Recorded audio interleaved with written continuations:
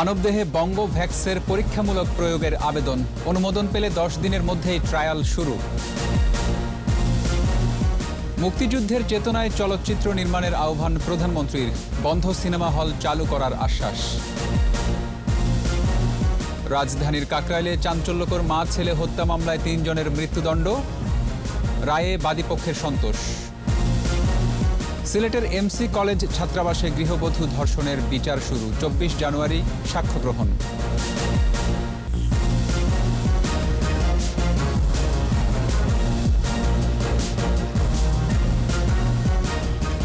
শুনছিলেন first security ইসলামী bank limited সংবাদ শিরোনাম।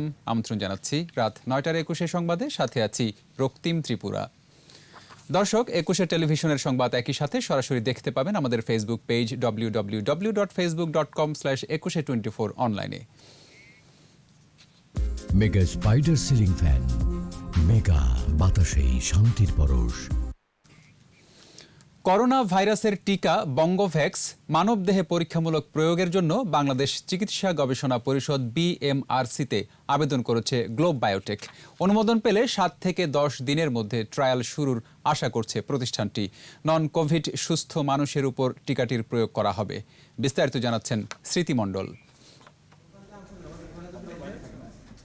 রাজধানীর মহাখালীর বাংলাদেশ চিকিৎসা গবেষণা পরিষদ BMRC-তে পুরো প্রোটোকল সহ প্রায় 10,000 পৃষ্ঠার আবেদন জমা দেয় গ্লোব বায়োটেক।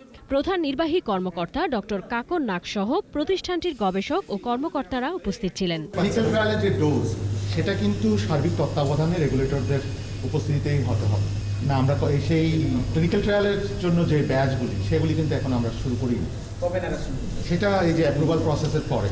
অনুমোদনের 7 থেকে 10 দিনের মধ্যে ট্রায়াল শুরু করার আশাবাদ গবেষকদের। শুরুতেই নন কোভিড সুস্থ মানুষের ওপর টিকার পরীক্ষা হবে। BMRC দিবে নীতিগত অনুমোদন, আর রেগুলেটরি অনুমোদন দিবে ওষুধ প্রশাসন অধিদপ্তর।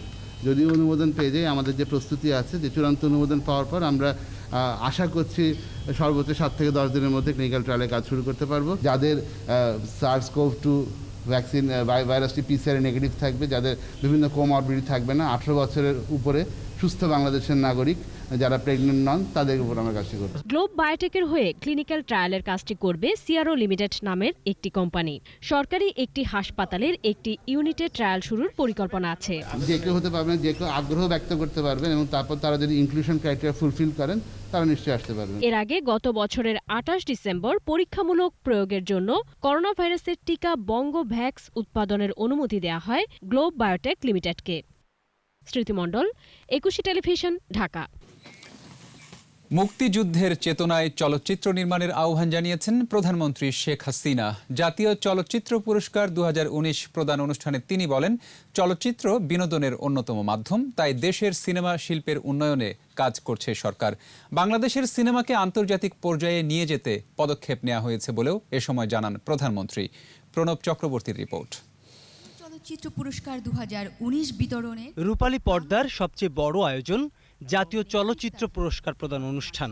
বঙ্গবন্ধুর হাত দিয়ে যাত্রা শুরু হওয়া এই চলচ্চিত্র শিল্প করোনা সংক্রমণকে বিবেচনায় নিয়ে স্বাস্থ্যবিধি মেনে আয়োজন করা হয় জাতীয় চলচ্চিত্র পুরস্কার 2019-এর। পোশাক ও সাজসজ্জা। বঙ্গবন্ধু আন্তর্জাতিক সম্মেলন কেন্দ্রের এই অনুষ্ঠানে গণভবন থেকে ভার্চুয়াল প্ল্যাটফর্মে যুক্ত হন প্রধানমন্ত্রী শেখ হাসিনা। বলবো যে আরো এই শিল্পটাকে সহযোগিতা করা দরকার। প্রধানমন্ত্রী বলেন, চলচ্চিত্র বিনোদনের অন্যতম মাধ্যম, তাই এই শিল্পকে যুগোপযোগী করে আরো লোক সমাদৃত করে উপস্থাপনের তাগিদ দেন সংশ্লিষ্টদের। আমাদের দেশের সাধারণ মানুষের বিনোদনের একমাত্র জায়গা হচ্ছে চলচ্চিত্র, কিন্তু সেই জিনিসটাই এখন আস্তে আস্তে আমি বলবো শেষ হয়ে যাচ্ছে। আর তাছাড়া ডিজিটাল যুগের সঙ্গে তাল মিলে যদি না করা হয়, তাহলে কিন্তু এই আকর্ষণটাও থাকে না বা মার্কেটও পাওয়া যায় না। দেশে না, আমাদের চলচ্চিত্র যেন বাইরেও যেতে পারে, সেই ব্যবস্থাও আমরা করতে পারি। সেদিকে লক্ষ্য রেখে আমাদের যেমন সেন্সর সংক্রান্ত আইন, বিধি, নীতি এগুলি আধুনিকভাবে তৈরি করা এবং এগুলি যাতে কঠোরভাবে মানা হয়, সেদিকেও বিশেষভাবে দৃষ্টি দেওয়া, এটাও একান্তভাবে প্রয়োজন। চলচ্চিত্র শিল্পীদের সহায়তায় কল্যাণ ট্রাস্ট গঠনের কথা জানিয়ে প্রধানমন্ত্রী বলেন, সিনেমার ঐতিহ্য রক্ষায় বন্ধ হলগুলো চালু সহ আধুনিকায়ন করার উদ্যোগ নিয়েছে সরকার।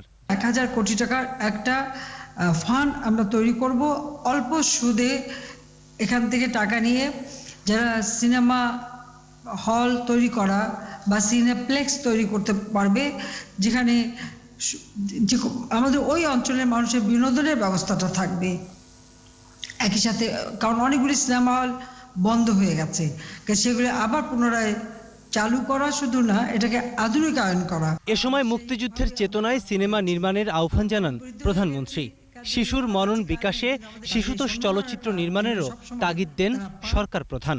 টেলিভিশনে যুগ আসার পরে সিনেমা শিল্পটা একটু থমকে গেছে, কিন্তু এখন কিন্তু আবার সিনেমার যুগটা ফিরে এসেছে। আপনারা জানেন যে শুধু আমাদের দেশে না, পৃথিবীর অন্য দেশেও সিনেমা, এখন মানুষ কিন্তু সবাই সিনেমা দেখে। আমাদের মুক্তিযুদ্ধের ইতিহাসটা কিন্তু 15ই আগস্ট জাতির পিতা হত্যার পর বিকৃত করা হয়েছে, সেই ইতিহাসটা যাতে সবাই জানে। আর আমরা তো বীরের জাতি, মুক্তিযুদ্ধে বিজয় অর্জন করেছি, কাজে আমাদের সেই বিজয়ের ইতিহাসটা প্রজন্মের পর প্রজন্ম যেন মনে রাখতে পারি, সেই ধরনের চলচ্চিত্র আরো নির্মাণ হওয়া দরকার। এই অনুষ্ঠানে 2019 সালে নির্মিত চলচ্চিত্রের 26 ক্যাটাগরির 33 জন শিল্পী ও কলাকুশলী জাতীয় চলচ্চিত্র পুরস্কার পান। এবছর অভিনেতা মাসুদ পারভেজ, সোহেল রানা ও সুচন্দাকে দেয়া হয় আজীবন সম্মাননা। প্রণব চক্রবর্তী, 21 টেলিভিশন, ঢাকা। রাজধানীর কাকরাইলে মা ও ছেলে হত্যা মামলায় নিহত শামসুন্নাহারের স্বামী আব্দুল করিম সহ 3 জনকে মৃত্যুদণ্ড দিয়েছে আদালত। দণ্ডপ্রাপ্ত অপর 2 জন করিমের তৃতীয় স্ত্রী শারমিন মুক্তা ও তার ভাই আলামিন ওরফে জনি। ঢাকার তৃতীয় অতিরিক্ত মহানগর দায়রা জজ রবিউল ইসলাম এ রায় ঘোষণা করেন। রাসেল খানের রিপোর্ট। 2017 সালের 1 নভেম্বর সন্ধ্যায় কাকরাইলের পায়োনিয়ার গলিতে শামসুন্নাহার ও তার ছেলে শাওনকে গলা কেটে হত্যা করে দুর্বৃত্তরা।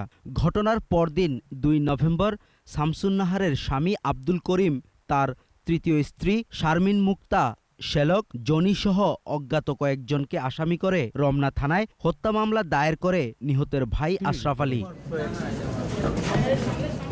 2018 সালের 16 জুলাই ঢাকা মহানগর হাকিম খুরশিদ আলমের আদালতে আব্দুল করিম সহ 3 জনের বিরুদ্ধে চার্জশিট দাখিল করে পুলিশ। এরপর 2019 সালের 31 জানুয়ারি ঢাকার তৃতীয় অতিরিক্ত মহানগর দায়রা জজ রবিউল ইসলাম আসামিদের বিরুদ্ধে অভিযোগ গঠন করেন। মামলার 22 সাক্ষীর মধ্যে 17 জনের সাক্ষ্য গ্রহণ শেষে রায় ঘোষণার দিন ধার্য হয়। আসামিদের উপস্থিতিতে রায় ঘোষণা করে আদালত। রায়ে সন্তুষ্ট বাদীপক্ষের আইনজীবী। আদালত এই সকল আসামিকে দণ্ডবিধি 302-34 ধারা মোতাবেক মৃত্যুদণ্ড অর্থাৎ ফাঁসি কার্যকর করার জন্য আদেশ দিয়েছে এবং অনাদা আরও 20,000 টাকা জরিমানা করছে। এই রায়ে আমরা রাষ্ট্রপক্ষ সন্তুষ্ট। যথাযথ সাক্ষ্য প্রমাণ ছাড়া রায় ঘোষণা করা হয়েছে দাবি আসামি পক্ষের আইনজীবীর। যেখানে আসামি নমুনাই সংগ্রহ করা হয়নি, স্বাভাবিকভাবে এই ডিএনএ প্রতিবেদন মিথ্যা। 16 দিন রিমান্ডে নিয়ে 160 করানো হয়েছে এবং আসামি গ্রেপ্তারের আগেই তার কিছু আলামত জব্দ দেখানো হয়েছে। স্বাভাবিক এই বিজ্ঞ আদালত এটা বিবেচনা আনেননি। উচ্চ আদালতে যাওয়ার কথা জানিয়েছেন আসামির আইনজীবী। রাসেল খান, 21 টেলিভিশন, ঢাকা। সিলেটের এমসি কলেজ ছাত্রাবাসে গৃহবধূকে সংঘবদ্ধ ধর্ষণের ঘটনায় বিচার কাজ শুরু হয়েছে। সিলেটের নারী ও শিশু নির্যাতন দমন ট্রাইব্যুনালের বিচারক মহিতুল হকের আদালতে চার্জ গঠনের মধ্য দিয়ে আলোচিত মামলাটির কার্যক্রম শুরু হলো। সাক্ষ্য গ্রহণ শুরু হচ্ছে 24 জানুয়ারি থেকে। সিলেট বিভাগীয় প্রতিনিধি ওয়েস খসরুর রিপোর্ট, জানাচ্ছেন মাসুম আলিসা। গত বছরের 25 সেপ্টেম্বর সিলেটের এমসি কলেজের ছাত্রাবাসে সংঘবদ্ধ ধর্ষণের শিকার হন এক নারী। স্বামীকে বেঁধে রেখে এই ঘটনা ঘটায় দুর্বৃত্তরা। এর সঙ্গে যুক্ত থাকার অভিযোগে 8 কর্মীকে বহিষ্কার করে ছাত্রলীগ। ঘটনার 3 মাস পর চার্জশিট দেয়া হলে 2 দফা শুনানির পর রোববার শুরু হয় বিচার কাজ। অপহরণ, গণধর্ষণ এবং সহযোগিতার অভিযোগ আনয়ন করে তাদের বিরুদ্ধে অভিযোগ গঠন করা হয়েছে, আনুষ্ঠানিক অভিযোগ গঠন করা হয়েছে এবং আগামী তারিখ সাক্ষীর জন্য ধার্য থাকবে। আমরা এখনো তারিখ জানতে পারিনি। শুনানিকালে অভিযুক্ত সাইফুর, রনি, অর্জুন, রবিউল, তারেক, আইনুদ্দিন, রাজন ও মাহফুজকে উপস্থিত করা হয়। 8 জনের বিরুদ্ধে চার্জ গঠন করা হয়েছে, 8 জনের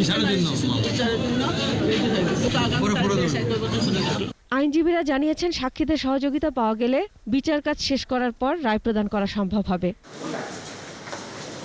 এদিকে অভিযুক্তরা অপরাধের সহযোগী বলে উল্লেখ করেন আসামি পক্ষের আইনজীবী। টোটালি নির্দোষ। চার্জশিটের মধ্যে আছে যে দর্শনের সাথে জড়িত না, শুধু ওই সহযোগিতা। মাসুম আলিসা, একুশে টেলিভিশন। নিচ্ছি প্রিমিয়ার ব্যাংক লিমিটেড সংবাদ বিরতি। নো মাস্ক নো সার্ভিস বিধি মেনে চলুন, সুস্থ থাকুন। যখন ফিরছি তখন অন্যান্য খবরের সঙ্গে আরও থাকছে পৌরসভা ও সিটি কর্পোরেশনের ক্ষমতা বাড়ানোর তাগিদ মেয়রদের।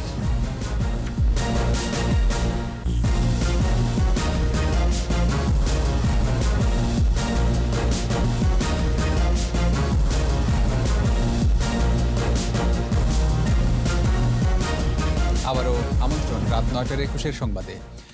জনগণের কাছে ভোট না চেয়ে সরকারের অন্ধ সমালোচনা ও মিথ্যাচারকে ব্রত হিসেবে নিয়েছে বিএনপি, যা প্রকারান্তরে তাদের রাজনৈতিক অস্তিত্বকে দুর্বল করে তুলছে বলে মন্তব্য করেছেন আওয়ামী লীগ সাধারণ সম্পাদক ওবায়দুল কাদের।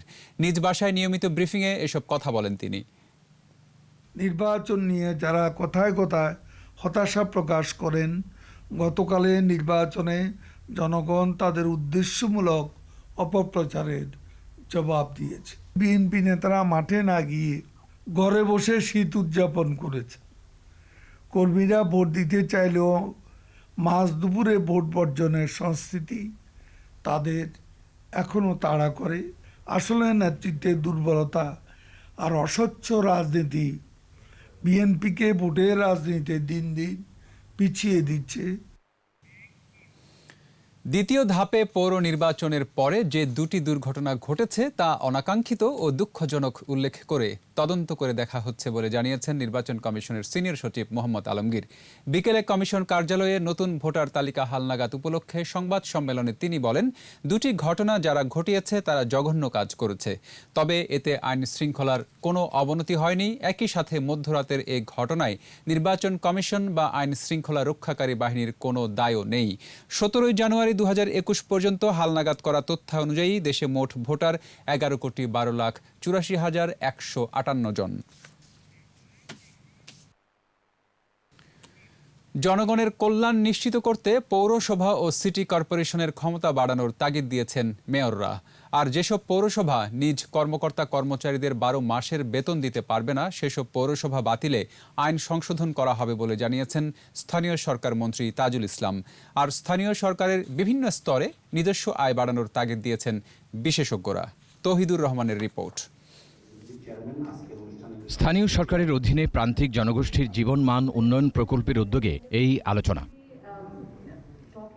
জনগণের সেবা নিশ্চিত করতে পৌরসভা ও সিটি কর্পোরেশনের ক্ষমতা বাড়ানোর তাগিদ দেন বক্তারা। বলেন, গ্রামীণ জনগোষ্ঠীর নগরমুখী ঢল ঠেকাতে না পারলে শহর একসময় বসবাসের অযোগ্য হয়ে যাবে। মানুষের যে চাহিদা, আপনার রাস্তা, ড্রেন, পানি এগুলি যদি সঠিকভাবে দিতে না পারে তাহলে কিন্তু একটা মেয়রের অস্তিত্ব টিকে থাকা দুষ্কর হয়ে যায়। সিটি কর্পোরেশন যেগুলো জনবান্ধব উন্নয়নমূলক এবং প্রজেক্ট, সেগুলো যদি দ্রুত করা হয় তাহলে সিটি কর্পোরেশনকে হয়তো সেন্ট্রাল গভর্নমেন্টে আর টাকাও দিতে হবে না। পিপিআরসির চেয়ারম্যান ডক্টর হোসেন জিল্লুর রহমান পৌরসভা ও সিটি কর্পোরেশনকে এগিয়ে নিতে নানা পরামর্শ দেন।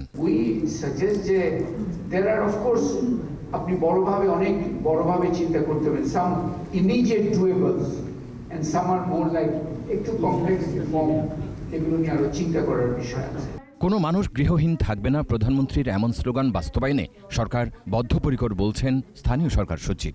আপনারা জানেন যে মাননীয় প্রধানমন্ত্রী এটা মোদীর পরশু উপলক্ষে একটা ঘোষণা দিয়েছেন, কেউ গৃহহীন থাকবে না। এই জন্য সারা বাংলাদেশে প্রায় 7 লক্ষ গৃহ নির্মাণ করা হবে। অর্থনৈতিকভাবে স্বাবলম্বী হতে পৌরসভা ও সিটি কর্পোরেশনের মেয়রদের প্রতি আহ্বান জানান স্থানীয় সরকার মন্ত্রী। প্রস্তাব করতেছি, I think it will come to the end, যে যারা নাকি 12 মাসের বেশি বেতন দিতে পারবে না তার কর্মচারী, তাদের পরিষদ ভেঙে দেওয়া হবে। সবার সহযোগিতায় সরকারের পরিকল্পনা বাস্তবায়ন হবে বলে আশা করেন তিনি। তৌহিদুর রহমান, 21 টেলিভিশন, ঢাকা। এবার সোশ্যাল ইসলামী ব্যাংক লিমিটেড বাণিজ্য সংবাদ।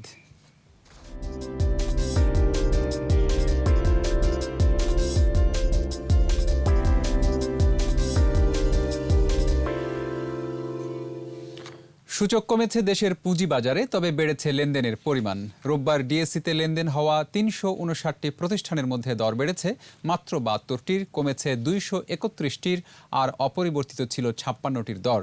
ডিএসসির প্রধান সূচক ডিএসসি এক্স 58 পয়েন্ট কমে নেমে আসে 5,850 পয়েন্টে। দিন শেষে ডিএসসিতে লেনদেনের পরিমাণ দাঁড়ায় 2,384 কোটি টাকা। সূচক কমেছে। অপর স্টক এক্সচেঞ্জ সিএসসিতেও লেনদেন হয়েছে 151 কোটি 70 লাখ টাকার শেয়ার ও মিউচুয়াল ফান্ড। বিশ্বে করোনা ভাইরাসে আক্রান্ত রোগীর সংখ্যা 9,49,49,000 ছাড়িয়ে গেছে। আর সংক্রমিত হয়ে যারা মারা গেছে 20,30,000।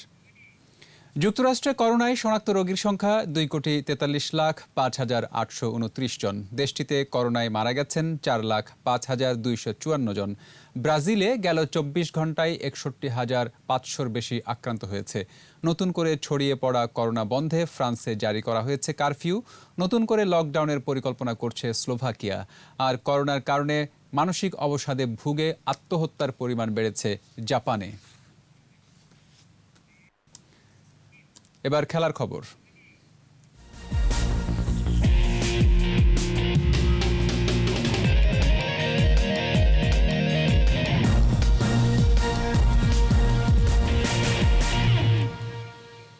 ঘরের মাঠে টাইগারদের প্রতিপক্ষ ওয়েস্ট ইন্ডিজ। এই সিরিজেই 3 জন নতুন মুখকে সুযোগ দিয়েছে বিসিবি। ওয়ানডে সিরিজে ডাক পেয়ে 3 জনই দলের সাফল্যে অবদান রাখতে চান। প্রায় 10 মাস পর আন্তর্জাতিক ক্রিকেটে ফিরছে বাংলাদেশ। ওয়ানডে ও টেস্ট সিরিজের শুরুটা একদিনের ম্যাচ দিয়ে। এর আগে টি-20তে সুযোগ পেলেও ওডিআইতে প্রথম ডাক পেয়েছেন তরুণ 3 খেলোয়াড়। এ নিয়ে বাড়তি চাপ নয়, বরং নিজেদের সেরাটা দিয়ে দেশের মানুষের মুখে হাসি ফোটাতে চান মেহেদী হাসান ও হাসান মাহমুদ। আর অনূর্ধ্ব-19 বিশ্বকাপ জয়ী বাংলাদেশ দলের পেসার শরীফুল ইসলাম স্বপ্ন পূরণের পর এখানেই থমকে যেতে নারাজ, বরং আরও অনেক দূর যেতে চান এই তরুণ পেসার। এদিকে প্রতিপক্ষ হিসেবে বাংলাদেশ শক্তিশালী হলেও নিজের দল নিয়ে আশাবাদী ওয়েস্ট ইন্ডিজ দলের হেড কোচ ফিল সিমন্স।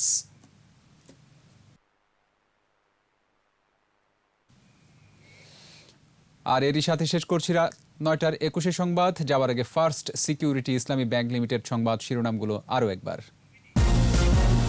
মানবদেহে বঙ্গভ্যাক্সের পরীক্ষামূলক প্রয়োগের আবেদন। অনুমোদন পেলে 10 দিনের মধ্যেই ট্রায়াল শুরু। মুক্তিযুদ্ধের চেতনায় চলচ্চিত্র নির্মাণের আহ্বান প্রধানমন্ত্রীর। বন্ধ সিনেমা হল চালু করার আশ্বাস। রাজধানীর কাকরাইলে চাঞ্চল্যকর মা ছেলে হত্যা মামলায় 3 জনের মৃত্যুদণ্ড। রায়ে বাদীপক্ষের সন্তোষ। সিলেটের এমসি কলেজ ছাত্রাবাসে গৃহবধূ ধর্ষণের বিচার শুরু। 24 জানুয়ারি সাক্ষ্য গ্রহণ।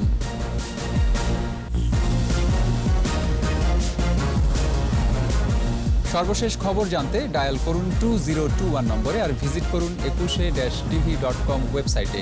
এছাড়া ফেসবুকে লগ ইন করতে পারেন facebook.com/2124 অনলাইনে। পরের সংবাদ রাত 11টায় দেখার আমন্ত্রণ রইল। স্বাস্থ্যবিধি মেনে চলুন, সুস্থ থাকুন।